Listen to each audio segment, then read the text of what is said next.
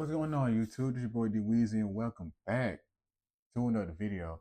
And today's video is going to be built around my Persona 4 Revival wish list. So, without any further ado, let's have a random talk.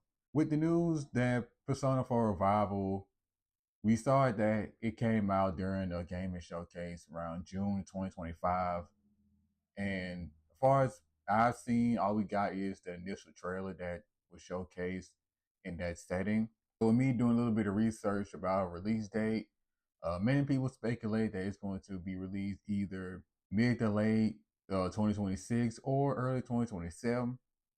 So with no official release date and a lot of speculation going around, I just wanted to kind of make this wish list because I'm in the midst of finishing replaying Persona 4 Golden, and it was some things that I pointed out from this that I would wish that they would have established once the revival comes out.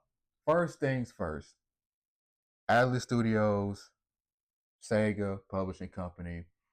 If there's one thing that I wish that y'all would keep, can you please keep GA's Galactic Punt?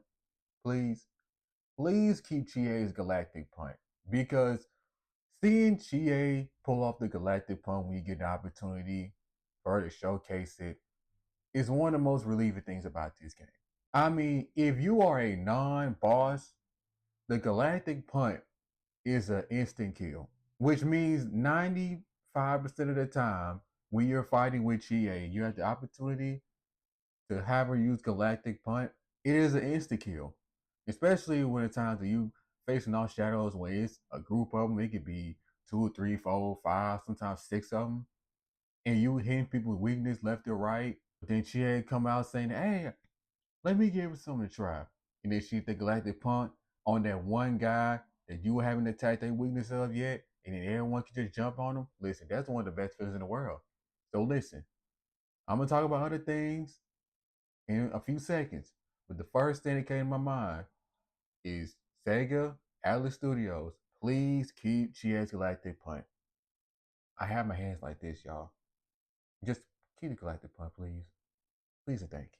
Now, the next thing I want to talk about is I've seen some rumors about Yosuke, voice actor, not being a part of Revival, and which means that they probably going to have to find someone else, most likely. All I'm gonna say is this: just don't use AI voice acting for Yosuke, if that's true. If it's true that the original VA is not a part of Revival, don't use AI for Yosuke, because I have heard a lot of times when people are using AI stuff for characters, it just don't turn out well. I remember the Banana Fish situation. Y'all heard how that protagonist was sounding? I mean, all the times that on and all the situations that he was in a bar fight, he was in an argument, and he was sad. And that boy sounded so monotone, it was ridiculous. He was the most nonchalant about everything. The one thing about voice acting that just can't really be duplicated with AI is that you can just hear the emotion and the passion that these human beings showcase with these characters. We hear it all the time across, it can be anime, video games, movies, whatever. Like, we hear it all the time, and that's what makes specific characters really special. I don't care if Yosuke sounds like a 15-year-old boy who's never talked to a girl a day in his life. I don't care if Yosuke sounds like a 40-year-old barbarian with a fully grown beard and been musty for the past 10 years of his life.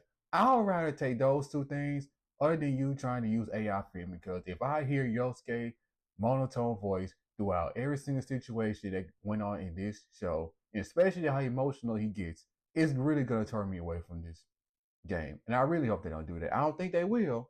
And I really believe that they won't. But I'm just going to put it in there anyway, just in case. Now, the next thing, or a couple of things I want to have on my wish list, is something that revolves around shuffle time. Now, one thing that I point out with shuffle time is that it needs to be more apparent to your skill level. For instance, say that you're a level 13 and you and your crew just got finished fighting some shadows and you get shuffle time. If you are a level 13 at the moment, I would expect to get personas that are either at my level or somewhere near it and also that's below it. So if I'm level 13, I expect to see a level 13, level 12, 11, 10, even a level 9 in that case. If I'm a level 13, why do I keep getting level 2s, level 3s, level 4s, level 5 personas? And also, sometimes you be getting duplicate personas of the ones that you already have. I already have Angel. Why is the only persona I can get for the shuffle time is Angel? And the rest of them be two mode, no money, or judgment card with no effects, or it could be the good ones like avoid encounters or whatnot. So that's just something that I just wanted to point out when it comes to that. And speaking of persona, the next thing on my wish list is I would love it if they give us the option to discard personas. Just discard them. We don't want it, and we can just go through some process to discard it completely. Because it has been many times with me replaying it that there are specific personas that I feel like I need because I don't have any other personas that can do this certain power. But I catch myself many times. I would have personas that would, I would have a lot of personas that would have like electricity powers, and they're mainly electricity. And I'm trying to get rid of them, but in order for me to get rid of them, I would have to also add in a persona that I really need because with the people that I roll with at the time, no one's gonna really have that power except me. So instead of that, I think it'll be better if we just get an option to discard personas. Like we can discard the persona. We don't have to trade in the other ones. We have to fuse them or anything. We can just discard them, just like how a sports team waive a player. They don't get anything back. They don't gain anything from it. They just waive him and just let it do whatever they want. You know what I'm saying?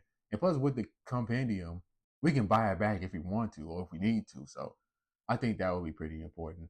Another thing that I wanted to speak on about the wish list is needs to be some kind of way to make everyone a little more available than they normally are.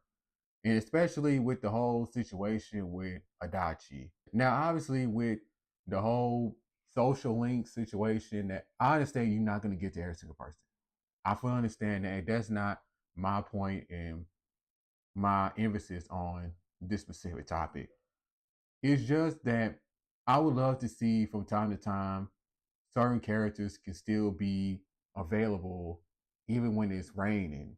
Now, if it's thunderstorming, I don't want anybody to be available in a thunderstorm. When it's raining, I still want to see specific characters be available even in the rain because even when it's raining, it's just no one's available. And it does happen a little more often than I normally thought it would happen, but it still does happen. I would just want to see them just be a little more available, just keeping availability to daytime. Just have specific people be available from time to time in when it's raining, pretty much. When it's thunderstorming, you just don't have no one be available because I don't want people available in the thunderstorm. And especially Adachi, since we know how significant he is now. I would love to see Adachi be available more often than he does because he barely show up at all. And if I can think about one more thing that I would put on my wish list, maybe it has something to do with a couple dungeons, maybe need to be touched up, but that's probably something they're gonna normally do. Maybe probably because of the graphics and whatnot, it makes it look harder than it actually is. So maybe I think that's one of the things that automatically done. What I mean by it is maybe just the design of it. Like for instance with the kanji dungeon, and I understand the steamer because it is like a steam house, like a sauna, pretty much is built around the sauna. But I just think it was just too much steam. It wouldn't even look like steam anymore. It looked like fog. They made steam look like fog pretty much. But I think they're gonna touch on that, so I'm not gonna add that on the wish list as of right now. So yeah, I just wanted to make this kind of quick video about my Persona 4 Revival wish list. Let me know, have you played the game? What some things that you would have on your wish list if you were to make one? I will be willing to read all of them and just to see maybe if you see what I'm seeing, or maybe you see something completely different from when you played it. And I just wanted to open some honest discourse about it. So with that being said, if you want to do all the stuff that every YouTuber said at the end of the videos, you can do that or not, because like I always say, you're grown. You can do whatever you want. With that being said, I will see y'all in this video. Peace out, y'all.